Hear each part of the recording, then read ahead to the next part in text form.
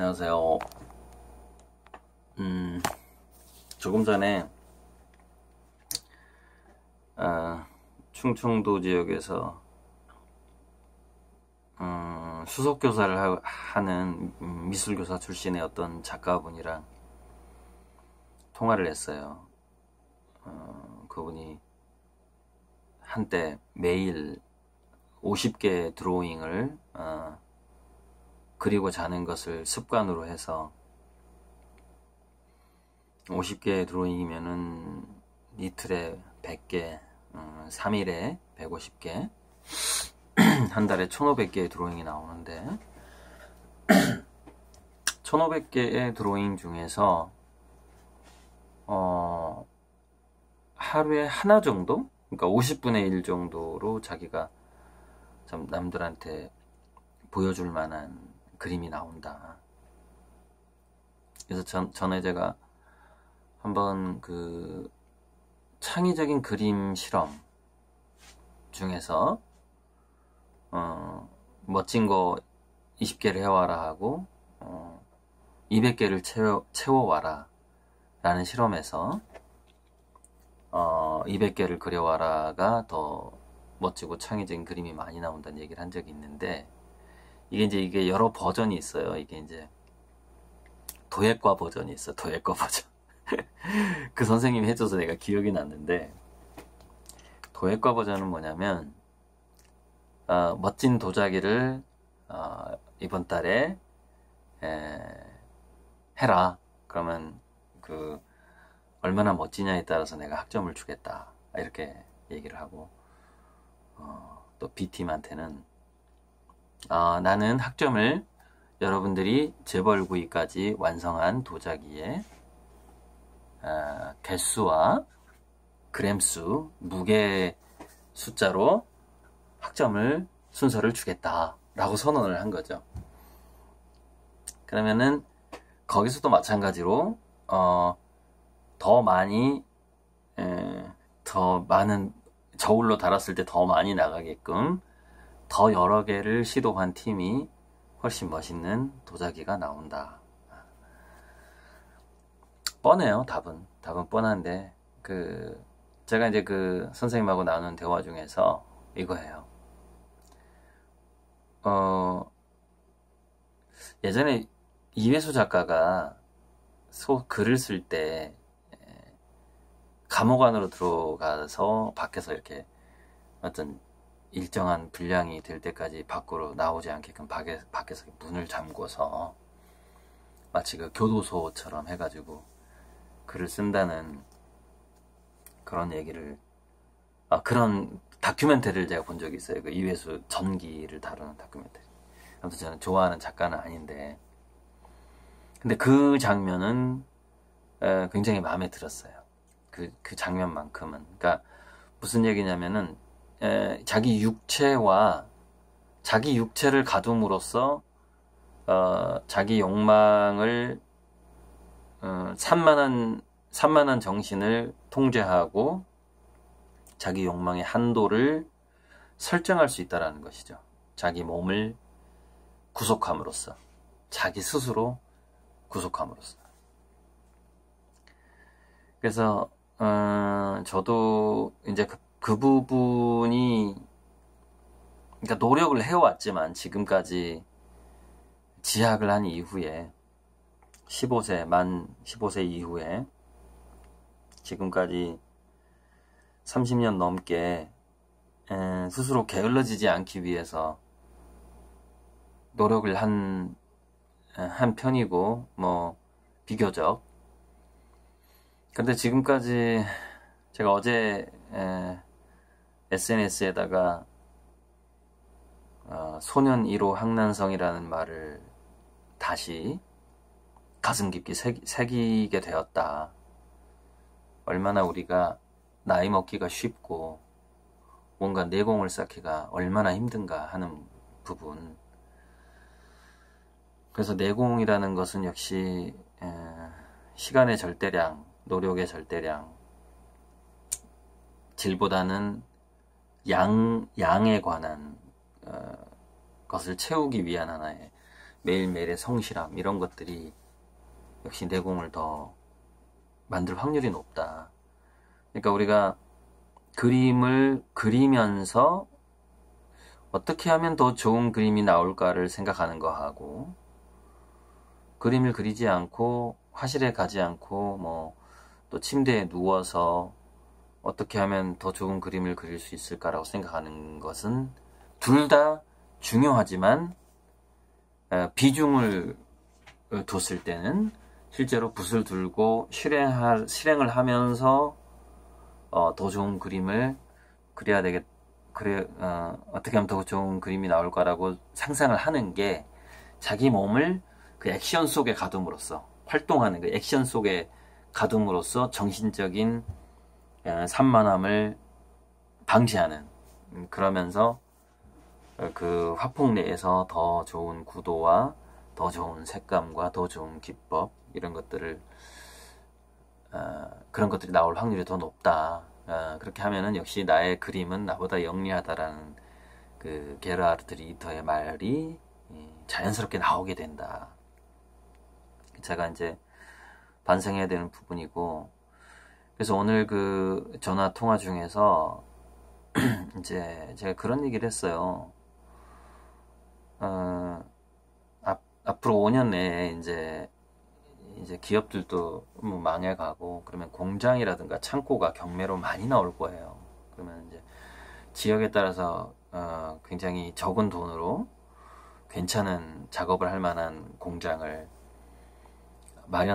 마련할 수가 있을 텐데, 그 준비를 해야 된다. 저도 준비를 할 거고, 선생님도, 그분은 현재 이제 학교 교사인데 월급을 받으면서 가급적 저축을 하고 하면서 정말 자기 작업실을 최소 100평 또는 200평 정도가 바람직하고, 중국 작가 같은 경우에는 500평에서 1000평이에요. 500평에서 1000평.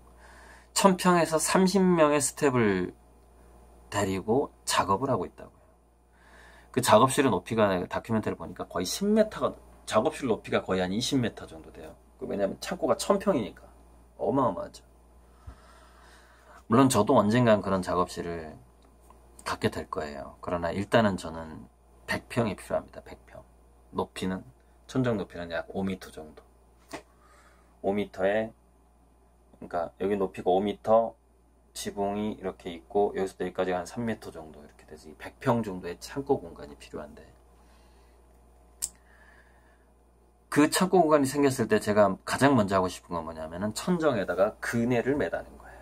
그네를 매달고 바닥에다가 캔버스를 깔고 별똥별을 그린다거나 또는 불꽃놀이를 그릴 때, 그러니까 지금 제가 하고 있는 그림이 이제 이렇게 뻥튀기 아주 커지는 거죠. 그네를 타고 왔다 갔다 하면서 붓질을 좀 하고 싶다는 거죠. 이렇게 그네가 이렇게 올 때 샥 그리고 갈 때 샥 그리고 이렇게 진저처럼 왔다 갔다 하면서.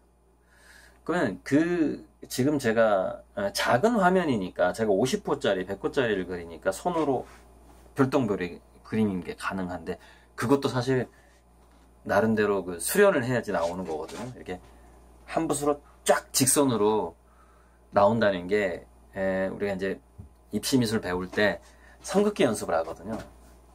근데 우리 때는, 제가 애들을 가르칠 때는 선긋기 연습을 딱 3일만 시키는데, 우리 때는 한 달 정도 했던 것 같아요. 한 달 동안 아무것도 못하고 손만 그어야 됩니다. 얼마나 어깨가 아픈지 몰라요. 그러니까 쿵푸 배울 때 막 모래에다 손가락 이렇게 쑤셔 박는 거 있잖아요. 막 정권 단련하고 막 그런 거랑 되게 비슷해요. 이 선긋기만 한 달 동안 하는 거예요. 이렇게. 예전에 있었는데, 아무튼 옛날에 그 가라데 영화 봤던 것 중에서 페인트 칠하는 거 막 이렇게 페인트 칠하는 거 이렇게 가르치는데, 이게 이제 방어 연습이었던 거예요. 주먹이 날라올 때 슉슉슉 이렇게 슉슉 이렇게 페인트 칠하는 게 방어 동작이었던 그 영화가 있었는데, 베스트 원이, 아무튼 무술 영화가 있었어요. 그 일본 가라데를 홍보하기 위한 영화였죠. 그게 일종의 예전에 우리 학생 때 봤던 영화인데, 아무튼 그래서 그림이 커지게 되면은요, 이 이 170, 제가 지금 키가 170이 들똥말똥한데, 이 키와 이 팔 길이로 직선이 안 나와요. 직선이, 예를 들어서 2m짜리 내가 별똥별을, 2m짜리 별똥별을 내가 그리고 싶다. 이 몸으로 안 나온다니까요. 그러니까 제가 키가 한 4m 정도 되면은 2m짜리를 그을 수 있겠죠. 그래서 결국 제가 정말 그리고 싶은 웅장한 그림은 그네를 타고 지나가면서 별똥별을 그리고 불꽃놀이를 그려야 된단 말이에요. 그리고 또는 4m 위에서 겉은, 그러니까 풍선 같은 데다가 물감을 이렇게 넣어가지고, 또는 뭔가 그러니까 그게 풍선일 수도 있고 여러 가지 뭐 약간 음식 같은 거에다가 과일 같은 아주 얇은 과일 껍질만 남아있는 데다가 물감을 넣어가지고 던질 수도 있고, 4m, 5m 또는 10m에서 그거를 떨어뜨리고 싶단 말이죠. 화면 위로 팡 터지는 그 느낌을 주고 싶단 말이에요. 현대미술 작가 중에 알루미늄을 납은 아니고 알루미늄인 것 같아. 알루미늄을 불 끓여요. 용광로에서 알루미늄을 끓여가지고요, 그 크레인 같은 게 있어요. 크레인에서 알루미늄을 바닥으로 뿌리는 작가가 있어요. 거의 이제 규모가 막 10m, 20m, 30m 정도의 공간에다가 크레인이 있어야 되고 용광로가 있어야 돼요. 근데 저는 그 작품을 보지는 못하고 얘기만 들었는데, 일단은 너무 위험하고 또 재밌을 것 같아요. 그 몇백 도짜리를, 제가 예전에 구리에다가 칠보기법으로 작업할 때, 제가 그 작업으로 중앙미술대전에서 대상을 받았거든요. 700도, 800도에서 구리를 태우게 되면은 구리가 형성되는 과정에서 hit셀이라는 게 있어요. 열세포와 부글부글 끓어요, 이 구리가. 그럼 그 부글부글 끓었던 흔적이 구리에가 남는 거예요. 근데 그거를 구리를 확 부어가지고 쫙 펼치거든요. 그러면은 이게 가운데 부분이냐, 이게 재료공학 얘기가 나오는데, 우리가 이제 가게에 가서 구리를 사면 구리 그 용액 덩어리가 딱 떨어져서 쫙 펼치잖아요. 그래서 이렇게 압력을 줘서 프레스를 해가지고 쫙 펼치잖아요. 그러면은 펼쳐가지고 구리를 나눈단 말이에요. 그런데 구리 빈대떡이라고 생각해봐요. 구리 빈대떡이 있어요. 구리 빈대떡을 촉촉촉촉 나눠요. 그러면은 가운데 있는 부분이 성분이 제일 좋아요.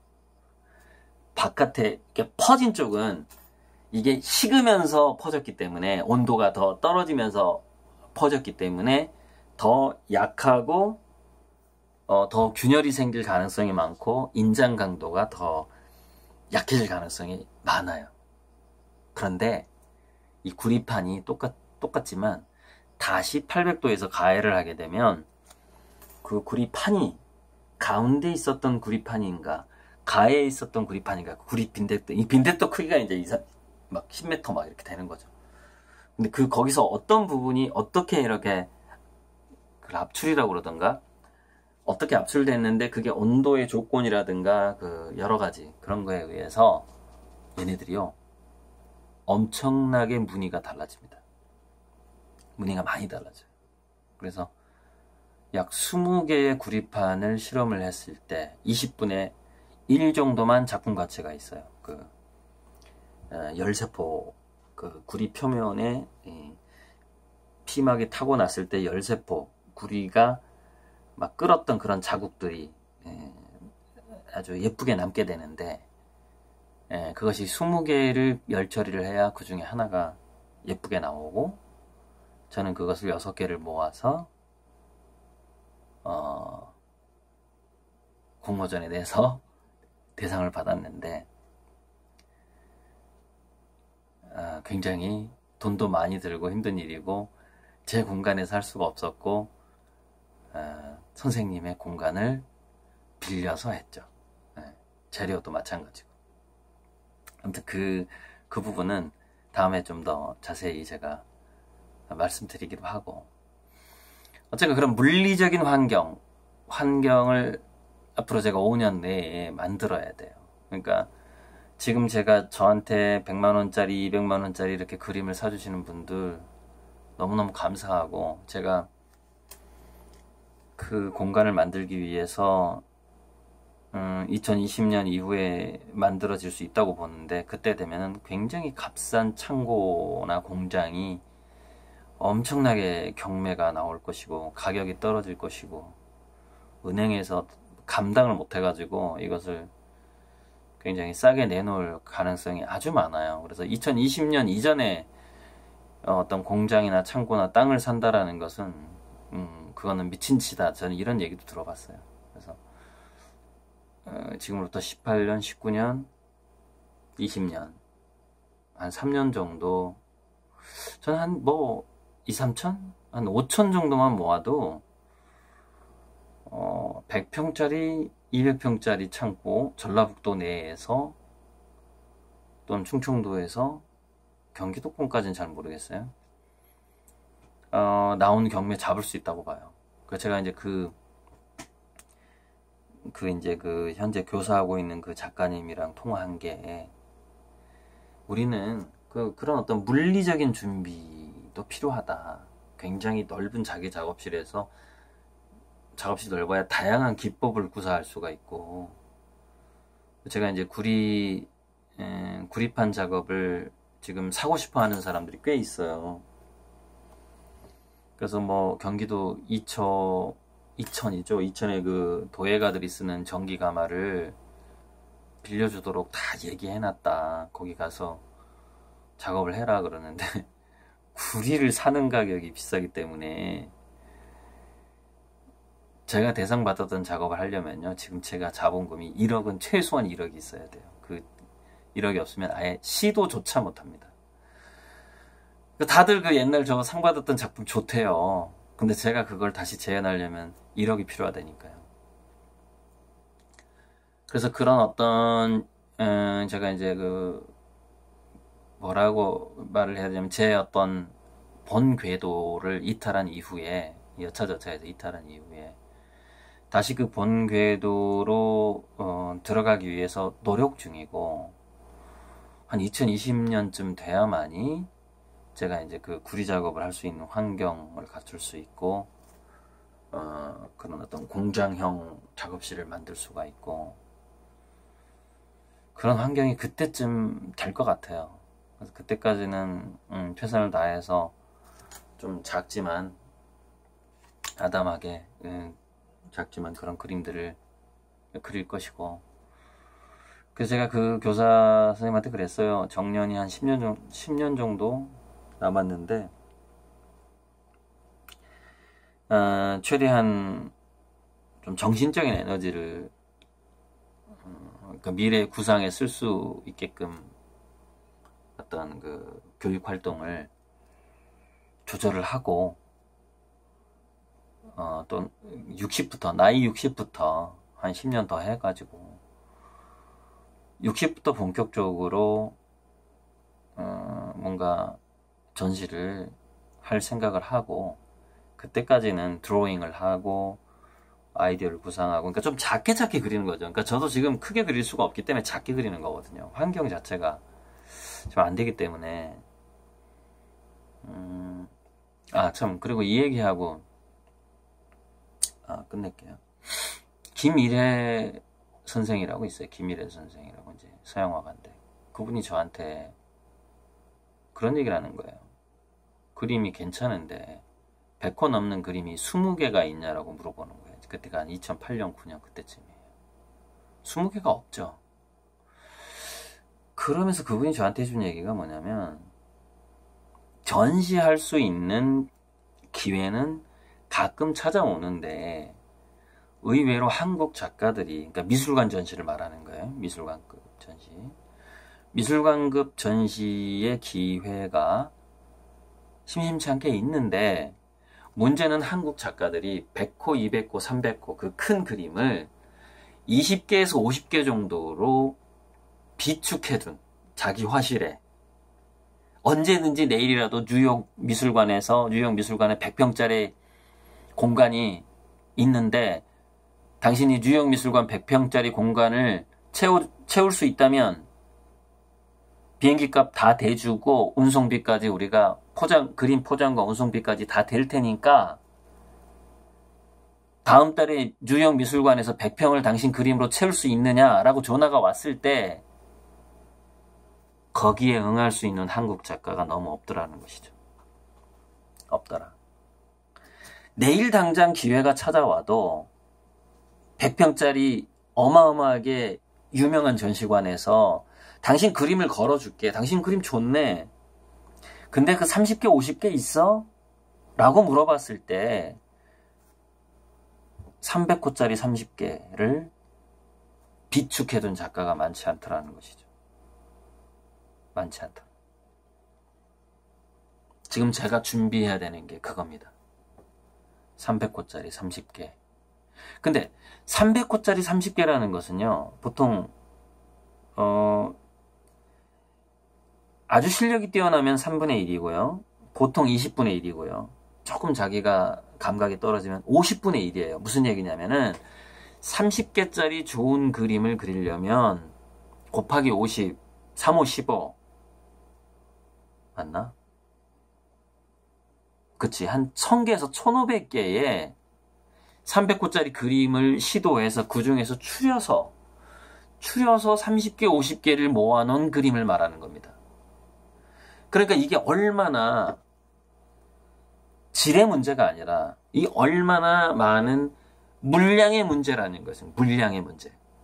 즉 세계적인 작가가 된다라는 것은 감각의 문제도 있지만 그리고 뭐 인맥의 문제도 있지만 무엇보다도 화가들이 가장 못하는 게 물량의 문제를 못한다라는 거예요.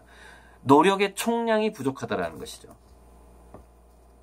그래서 우리는 정말 그걸 준비해야 되고, 우리 이제 화가들도 마찬가지. 이걸 다른 분야로 해봐도 마찬가지예요. 뭐 실험을 한다면 실험량이 부족한 거예요. 뭔가를 하는 게. 글을 쓴다. 그럼 평소에 그 습작이 부족한 거예요. 책이 안 나온다는 얘기는. 책을 완성시키지 못한다는 얘기는 글 쓰는 습작이 부족하다는 거예요. 그런 의미에서 소년 1호 항난성이라 하학이 상달이라 우리가 형이 하학을 우습게 볼 게 아닙니다. 자기의 몸을 어떤 특정한 노력을 할 수밖에 없도록 가둠으로써 정신적인 상달이 가능한 그렇게 수련을 함으로써 그러니까 우리가 무술 수련을 함으로써 철학적인 깨달음을 얻을 수 있는 것처럼 그렇게 우리가 물리적인 것, 공간적인 것, 그다음에 그러니까 노력의 총량, 시간 이런 것들을 정말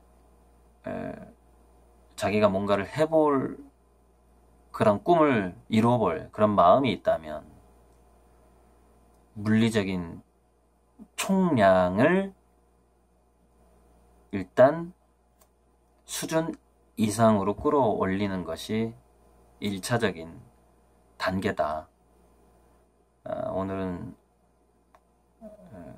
저도 세계적인 작가를 꿈꾸고 있기 때문에 정말 그런 얘기를 하고 싶고 제가 이제 뭐 저녁 겸해서 막걸리 한 병 먹었어요. 두부에다가. 그러니까 좀 이해해 주시고요. 이제 작가랑 통화를 하기로 이제 며칠 전부터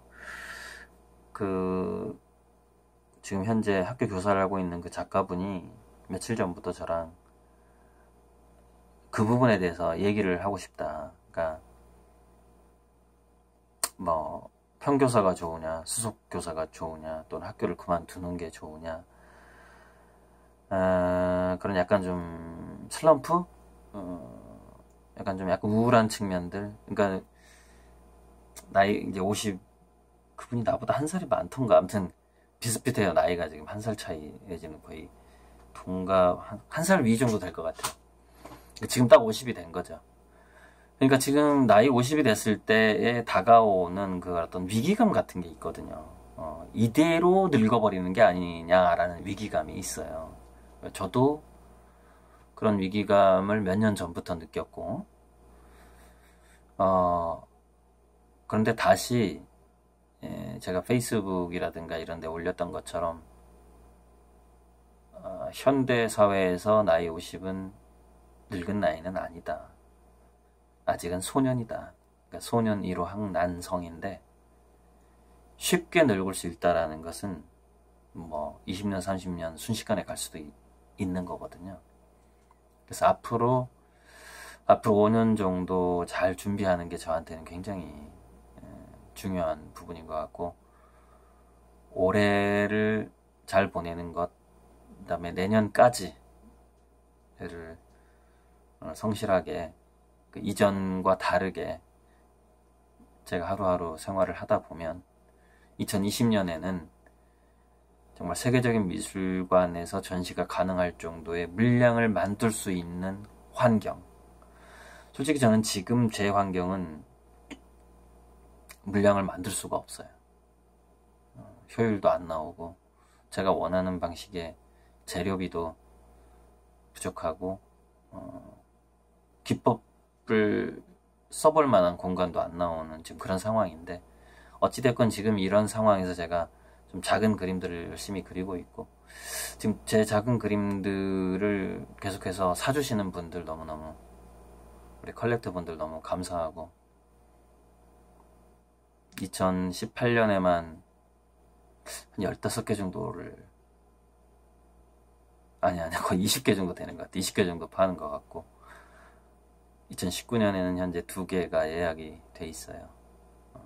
2개가 주문이 들어왔고, 어쨌건 11월, 12월쯤에 2019년에 제가 이제 팔아야 될 그림들을 사달라고 또 유튜브에 올릴 거예요.